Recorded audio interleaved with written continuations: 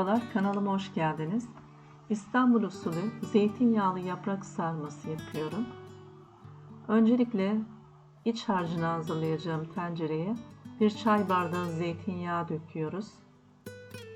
Üstüne 3 adet rondoda doğranmış kuru soğanı ilave ediyoruz. Birlikte kavuruyoruz. Çam fıstığını ayrı bir tavada kavuruyorum. Bir yemek kaşığı sıvı yağ ilave ettim.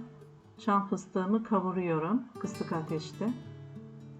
Kavrulan çam fıstıklarını daha sonra iç harcıma ilave etmek üzere bir kenarda bekletiyorum.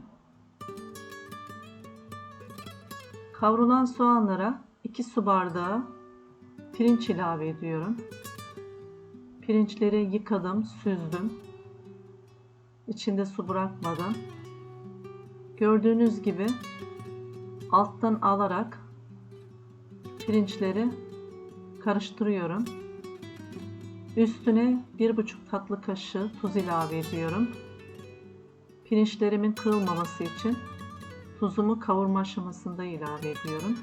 Pirinçler kavrulduktan sonra çıtır çıtır ses çıkarmaya başlıyor. Bu aşamada kavrulan fıstıklara, naneyi, yeni bahar, karabiber, tarçın ilave ettim. Ölçülerim açıklama kısmında mevcut. 3 yemek kaşığı yıkanmış kuş üzümü ilave ediyorum. Üstüne de 1,5 su bardağı sıcak su döküyorum. 2 su bardağı pirinç pilavı yaptığımızda 3 su bardağı su ile pişmektedir. Bu suyun yarısını iç harcımda kullanıyorum. İç harcım kaynamaya başlayınca tenceremin kapağını kapatıyorum ve kısık ateşe alıyorum. Kısık ateşte suyunu çekene kadar pişiriyorum. Çok fazla kuru pişirmiyorum. Üstüne bir tutam maydanoz ilave ederek iç harcıma karıştırıyorum. Ayrı bir tabağa alıyorum sarmak için. Asma yapraklarımın tuzunu çıkarttım. 5 saat beklettim. Ara ara da suyunu değiştirdim. Parlak kısmı alta gelecek şekilde yaprağımı açıyorum. İç harcını ne kadar kullanacağınız tamamen sizin zevkinize kalmış bir şey.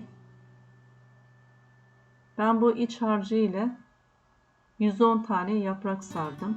Yaprağım çok küçük de değildi, çok büyük de değildi. Çok az olmasını sevmiyorum, çok fazla olmasını da sevmiyorum. Orta ayarda iç harcı kullanıyorum. Bu şekilde sardıktan sonra pişireceğim tencereye yerleştiriyorum. Üstüne de çekirdeklerini aldığım dilimlenmiş limonları diziyorum. Daha sonra üstüne 2 su bardağı sıcak su ilave ettim. Üstüne dağılmaması için kapak kapatıyorum. Su kaynayana kadar yüksek ateşte, su kaynadıktan sonra ise kısık ateşte sarmalarımı pişiriyorum.